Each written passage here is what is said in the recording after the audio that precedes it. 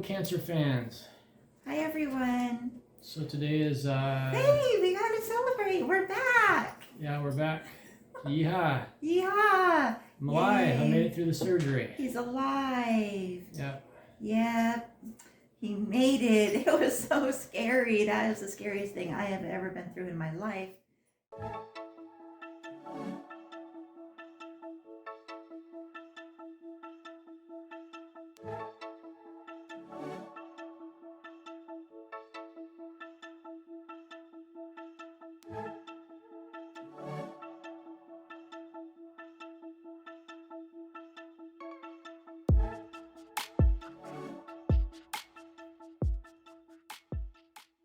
And you too, I'm That's sure. the most painful and scariest thing, yeah, for sure. Yeah.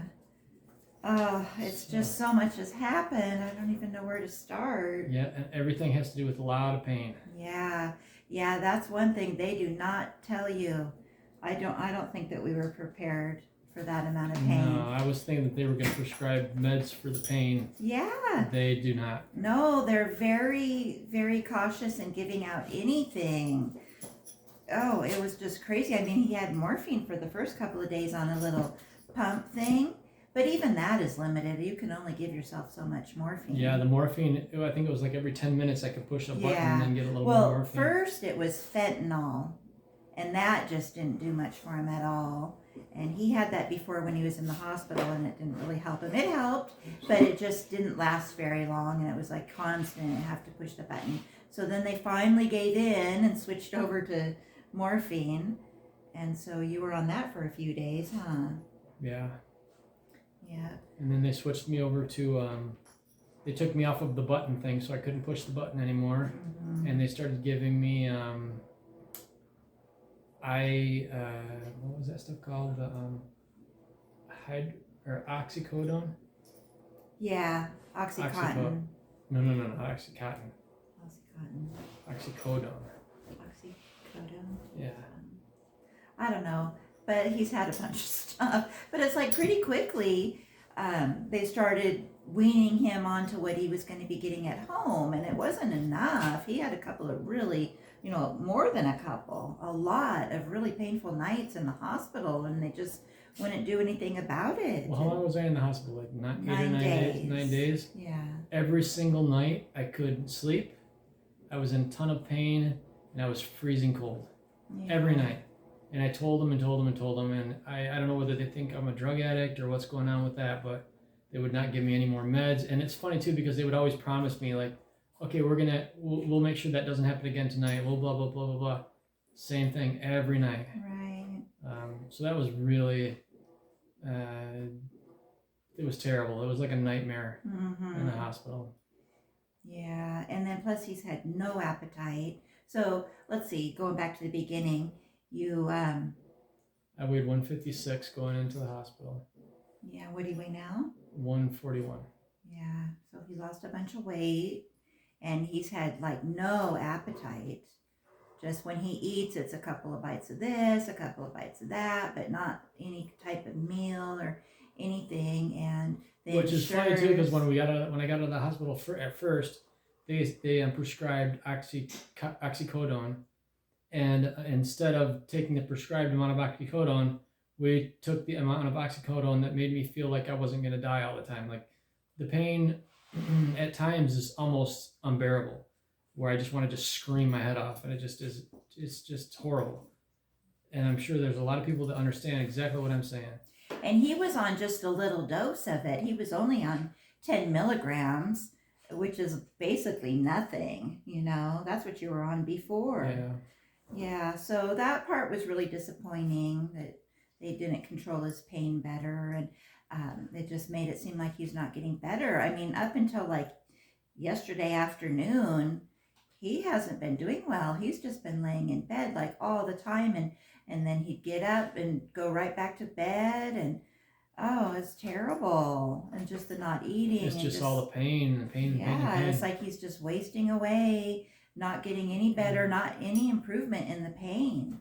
So yeah, the only thing they gave him was a week's worth of pain pills, which was the mouse. Stop. No, he has my slipper. The pain pills were the muscle relaxers, acetaminophen, and the oxy. And we only had enough of the oxy for 7 days, and he didn't even have a follow-up appointment for like what, 10 days, 11 days, something like that. And so he ran out of both of those things really quick. So he was just down to the acetaminophen and ibuprofen, which they didn't even say to take ibuprofen, but acetaminophen just does nothing. I'm sure a lot of you know it's not a very heavy duty painkiller at all. For having a third of your liver and part of your colon taken out. I know acetaminophen is not. Does nothing for headaches or anything for me. It's just a worthless medication in my view. What happened is that we went in for the surgery. The guy who did the liver surgery told us it was a 3-hour surgery. From start to finish, his part of it was 3 hours. So when we got in there and I was getting prepped and everything, there was someone getting prepped right next to us, and that was his next surgery. And she was having the exact same thing done, except for the colon part. She only was having the liver part done. And amazingly, a 3-hour surgery took him an hour and a half, and it turns out that he didn't cauterize the liver very well, and I had a lot of bile leaks into my abdominal cavity. And so bile in the abdominal cavity causes a lot of pain. It burns. If you can imagine, I can't even. Can you believe this monster? He's so big now. Look at him. He's all grown up. He's giant. He's a teenager. Hopefully he's all grown up. He's a wily teenager now. Mouse. Go up there. Still a mama's boy. So the bile burns. So I believe that the bile burned in my insides there. When probably about 5 or 6 days into it, they decided that they were going to do this procedure where they would send a thing down my throat into my stomach and into my small intestine, and then they make a small hole in my small intestine where the tube that goes from my liver to my small intestine, there's a tube there, and it goes from your liver to your small intestine, and it carries the bile from your liver to your small intestine. Well, they believe that was plugged up from your liver, I guess, has a lot of sandy, gritty stuff in it, and that plugged up that tube. The regular passageway. Yeah, so they had to open that up and put a stent in there. A stent. Yeah. And then a big one. They said it was a good size one. Yeah, and when right before the surgery or the procedure, usually I was doing about 125. I was doing almost 200 cc's of bile in my abdominal cavity. It was coming out the little tube. I'll put every 30 minutes. Yeah, into a little ball thing, like a vacuum sucker thing. I'll put the picture. Yeah, so everything you suck the boogers out of a baby's nose with, A gold syringe. Yeah. Yeah, so you like squeeze the ball thing when you put it in, and then after you empty it, and then you let go of it, and it just naturally creates a suction. That wasn't hooked up to a machine or anything, but still, it was just filling up constantly, and then it was leaking. He was just leaking all over, and so they were really concerned. It was a lot. Yeah, but they still wouldn't give me any more pain meds, even though this bile is burning my insides out, but he was actually getting better until they put that stent in, and that just threw him for a loop because that was so painful. They said, it's nothing. It's a little outpatient procedure. Yeah. But of course he was still an inpatient at that point. But he came back in so much pain, and it just never got better. And then I'll tell you what, as soon as when I got home, we were doing the pain meds, and I actually mowed the lawn. I mean, I was feeling pretty good because we were giving me not a ton of extra pain meds, but one extra. You didn't mow the lawn. You mowed the lawn before you went into the hospital. You never mowed the lawn since you've been back. You're not even allowed to pick up 10 pounds. Well, I'm not picking up the lawnmower. I'm just pushing it. But you didn't mow the He's had a lot of pain meds for a while, actually. And I know this isn't funny, but it seems funny in hindsight. He was like getting ICU delirium. I guess it's a real thing, where he was not making any sense at all. Do you remember? Oh, yeah. Oh, gosh. He just would was the say best part things of the whole thing. that were like, what are you talking about? That was so funny. I had some awesome ideas while I was in there. It was so It turns funny. out none of it was real. Yeah, and it's because We they don't live on the say moon. you're on pain medications. The ICU is a really strange environment to be in. There's no windows or anything, and people that are perfectly sane when they go in there after a couple of days just start getting all weirded out and saying weird things and getting delirious. And I felt like I was getting it because I was sitting in there so long with you. I didn't have the pain medication, but I had the hospital food. Oh, God, the hospital food was horrible. I know. ordered fish one time and it smelled so rotten that I couldn't even, we had to have it removed from the room. It smelled so bad. The best thing was the cheese quesadilla or the grilled cheese sandwich. The grilled cheese sandwich and the tomato soup. I had that several times, and that was my favorite. I haven't. Nothing sounds good to me. I haven't been able to eat anything. Yeah, he still has no appetite. What did you eat today? You did eat your whole egg, which is a lot for him. Like yesterday, I made him. He said he wanted half a piece of toast with butter. So that's just a little tiny thing, and then he ate like a quarter of that. So he just has had no appetite. And the insurers just turn his stomach. And so it's been really hard to get him to eat it all. And we've been exhausted besides that. I know, especially me, like I came home after the hospital and I was just like, I don't want to talk to anybody. I don't want to do anything. I don't want to go anywhere. I don't want any expectations placed on me. I am burned out. I am tired. I don't want to deal with anything. And so that's, one of the big reasons that we haven't made any videos, because I've just been completely burned out, just tired of life. I just need a vacation from life.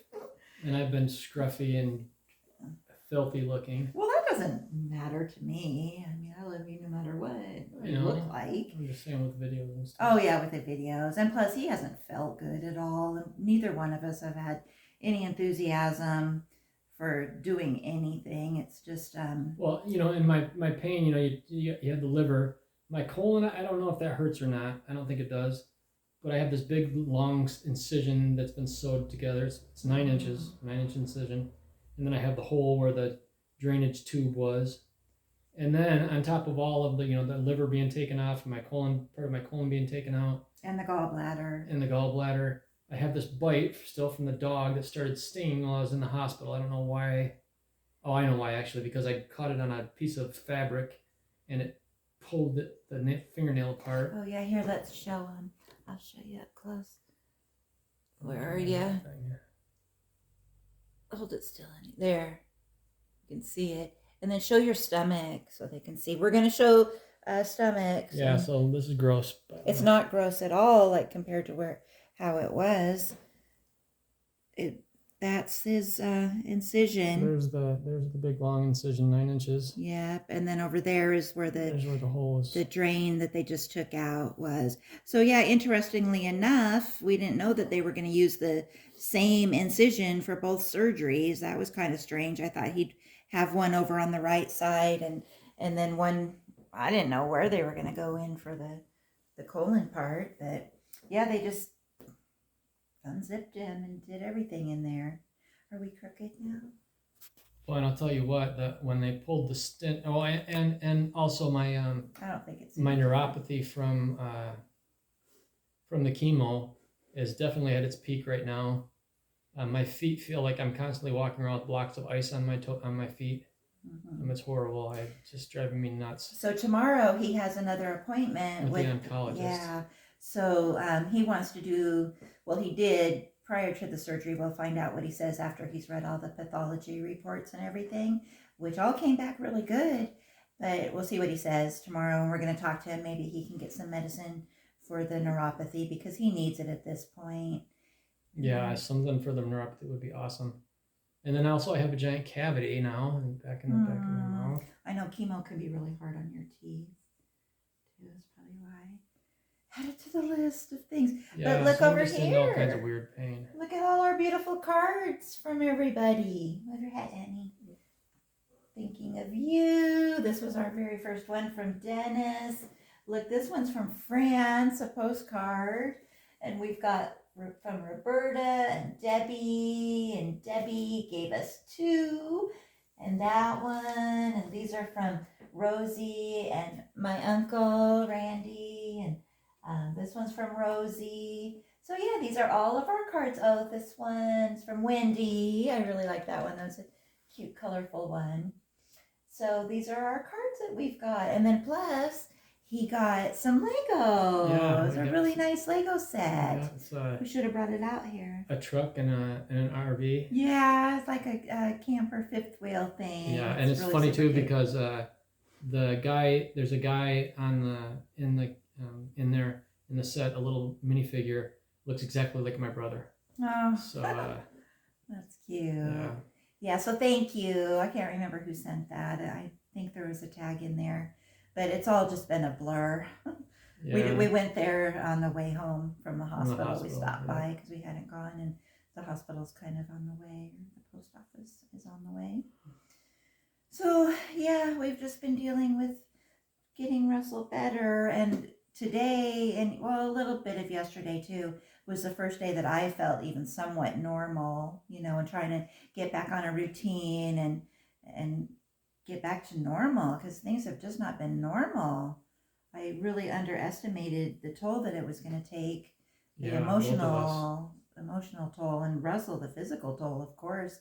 But he thought he'd be feeling a lot better by now. But he's well, the funny thing is, when all this started happening at the beginning of July last year, I told the people that I was doing maintenance for that it would be about 30 days. I'd be out about 30 days.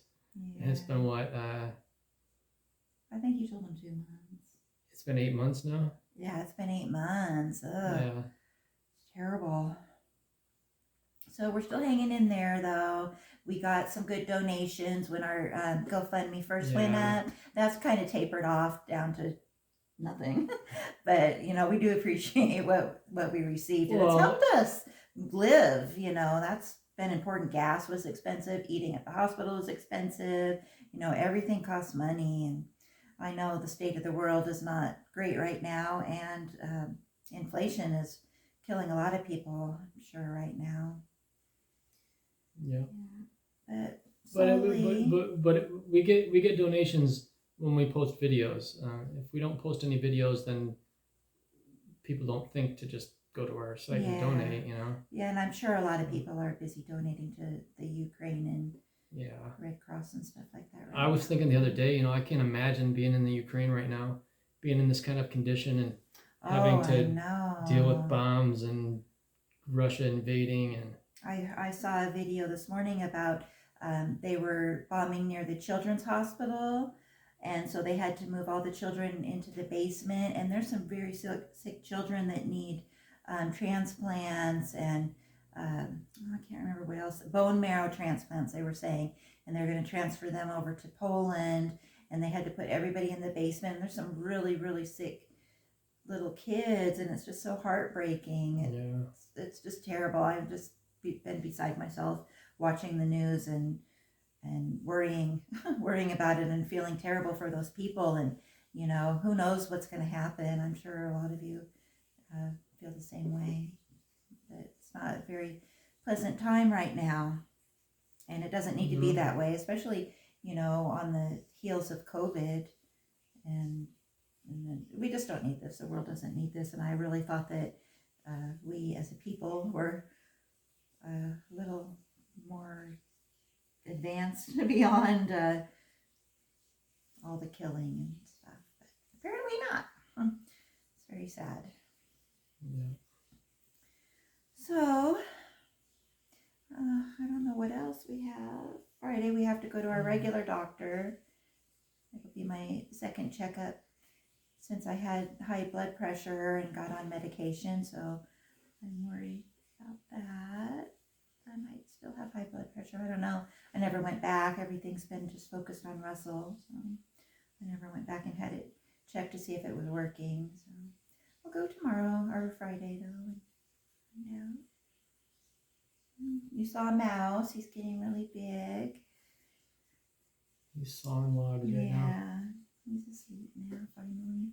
It's always such a relief when he's asleep because he's a ball of energy constantly. He's constantly biting something or someone or chewing on something. Wanting to play. Yeah. It's his whole life, playing and eating. And he eats anything, everything. Yeah. You take him outside and he eats sticks, he eats bark, he eats. We have what are those trees called? The one in the back there in the neighbor's yard that drops. Pomegranates. They drop these old dried up pomegranates in our yard, and he eats them. Yeah. He likes those. I think those are probably healthy for him.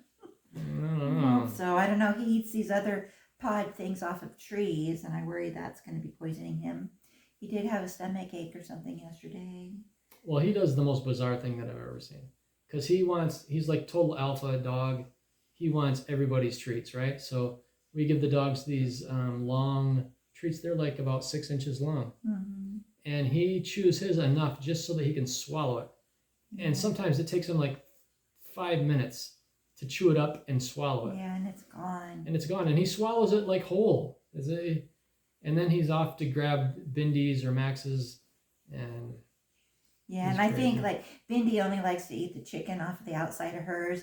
So once she's got that off, she abandons hers. So then he eats his, and Max he could take him or leave him at this point, I think. And so he eats a lot of Max's. So then he's getting 3, but he's still pooping and everything.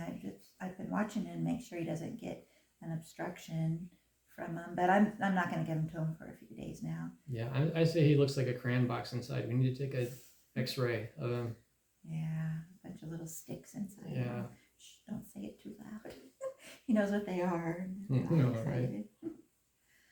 All right. So yeah, Russell hasn't seen Liam for like a month now, so that's been a bummer. Since the 10th of February. Yeah, but we didn't have anywhere comfortable for Russell to sleep after the surgery. Yeah, so we had to steal Liam's mattress and put it on the futon because the futon was way too hard, and the couch kind of sinks in, and then the dogs sleep on the bed, so that wasn't an option. And we took a bunch of stuff from the game room and put it into his room. So there's really no room. There's no place for him to play. There's no place for him to sleep. Yeah. And plus, I've been up until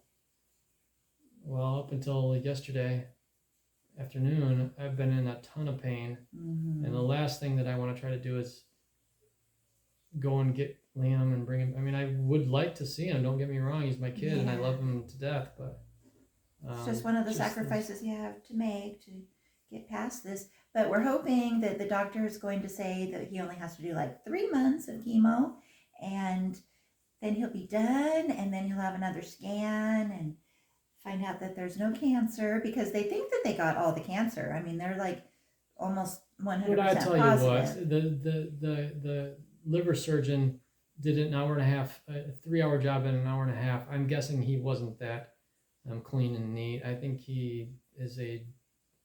think both of the surgeons are sociopaths. I'll be honest with you. They both wouldn't prescribe me more pain meds. They kept lying to me, telling me they were going to take care of it. They never did.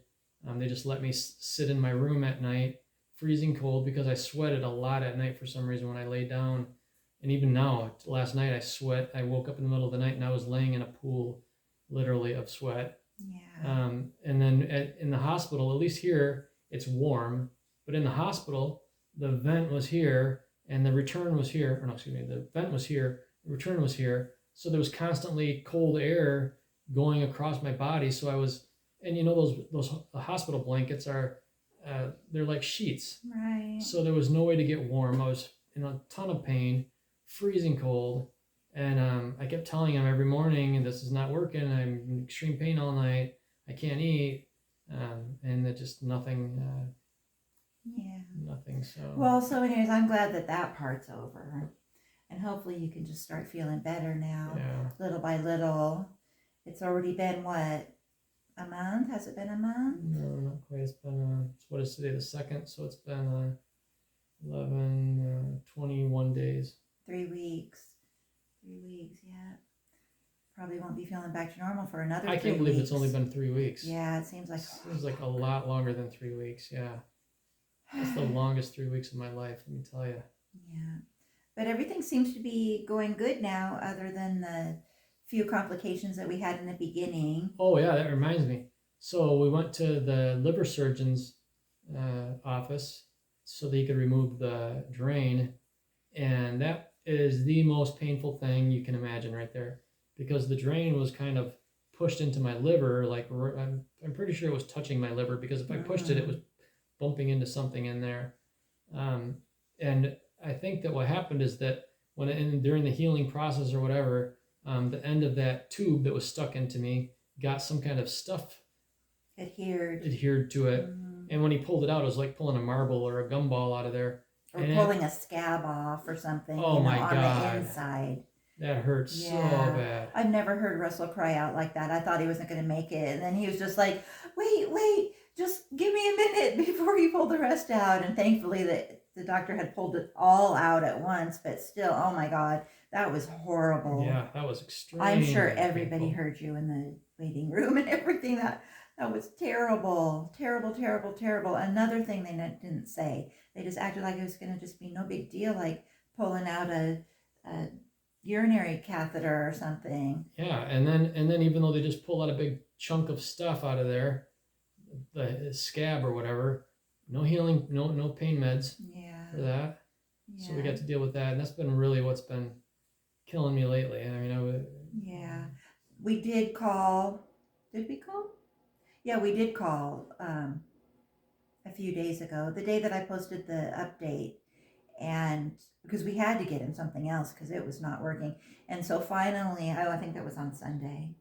Yeah. Finally, someone from the hospital, the liver people department, called us back, and she said that she couldn't prescribe any like real painkillers, but she could give him more of the muscle relaxers. So we got that, and that's at least helped him sleep, which is helping him heal, because you just don't heal when you're not sleeping, and the pain has been keeping him awake so much that he's not sleeping. Yeah, I couldn't fall asleep until I was too exhausted, then it just passed out or whatever you call it. Yeah, and he was looking really bad for a while, but he's looking a little bit better now. You can tell the pain is less, and hopefully things will start healing and it'll just get less and less. Unfortunately, he has to have that stent taken out in like 2 months, so that's not going to be fun. Although they gave him like a twilight sleep thing for that, but yeah, I slept through the whole thing. He was in so much pain when he came back from that. That was terrible. It's just been fun, one thing after another. Yep, but I mean, all in all, the surgeries didn't kill me. And the cancer is gone. Hopefully the cancer is gone. Yeah, we'll just get any little rogue cells that may have broken off during the process. And we watch a lot of other people's channels and stuff, other cancer patient channels, and I'm pretty lucky. Yeah. Despite everything. Yeah. The scary part would be if it came back somewhere else. Yeah. And what happens then after all this chemo and everything. So hopefully that's not going to happen. That's why he has to have chemo. So the only bad thing about the next chemo, he won't have the one where he gets the neuropathy and the cold sensitivity, but this one makes your hair fall out. So, well, the neuropathy the neuropathy is at its worst 3 to 5 months after your last dose of chemo. Right. So I'm at about 6.5 or 7 weeks now. So I got about 5 more weeks or whatever that is. That's like that's like 5 more weeks. So we're gonna get something. We're gonna talk to our doctor, the oncologist. Hopefully he can give us something. Yeah, I think he can. He said he could before, but it wasn't that bad, and then it just kept getting worse and worse, and now it's like he can't even feel his feet, and then when he can feel them, they just hurt so bad to walk on and everything. So yeah, it sucks. Not fun stuff, I'm sure. No, and it's funny too because I didn't start feeling it until right before the last chemo. My last chemo, they didn't have the stuff that causes the neuropathy. He took that out for the last chemo. But like the one before that, I started to feel it a little bit. And then the last chemo, I felt it a little bit, but it wasn't anything like this. It's just gotten worse and worse and worse. I think it just built up and then it just gets really bad. And hopefully now it'll start going away, but I really think that he should give you something for that. I hope so. Find out tomorrow. Something. Yeah, because she says that she remembers hearing him say that he had something for it. And then I remember reading on the comments, some people have mentioned that, they gave me this, or my husband got that. I think gabapentin was one of them. If you know anything about that, could you comment below? That'd be very helpful. Yeah, to give us something to tell him, because usually he's not that. Yeah, it's like you have to be the one to. And then he's like, we can bring give it him up, that. and then it's like, I can give you magic mouthwash when Yeah. he never suggested it until we suggested it to him after you guys suggested it to us. So Yeah. that stuff's really helpful Yeah, for for us. sure. Yeah. Our community is wonderful. Yeah. Oh, it's been amazing. It's been Mhm. made a huge difference. Yeah. Yeah. So sorry we took so long to make another video, but I'm sure you can understand it's been a very trying time for us. Yep, we appreciate everybody's support. And everyone's patience and just all the well wishes, and everything is wonderful. All right, we done? I guess so. All right, so if you like this video, please click the like button. If you really like this video, please hit the subscribe button. Or share it. Or share it. Donate to our GoFundMe page. Or send us a card and we'll add it to our bulletin board. Yeah, we were originally going to try to get a card from every state. I still want to. I have my list of states up there. But we just got a highlighter, finally. I've been meaning to get one so that I can highlight the states that we got them from. We got Ohio, Nevada, none from Michigan. Hint, hint, family from Michigan. We got one from France, which is awesome. One from Hawaii. Bunch from New Mexico. So, yeah, we still have a lot of states to go. One from New Jersey. And I can't remember this one. I think this was from Anita. I can't remember where she's from. So yeah. We still have a lot of states to go. Yeah, we got a lot of states to go. Yeah. All right. And so how would they send us how do they know where to send the card to? Oh, well, I'll put it down in the description and a link to our GoFundMe. And if you can't afford to donate to that, we understand. But if you could just share it, because when you share it on your social media, it gets out to other people, and then they share it, and then it just keeps going on, and hopefully we'll make it through until you can get back to work or whatever our next chapter is going to be. So. Yep.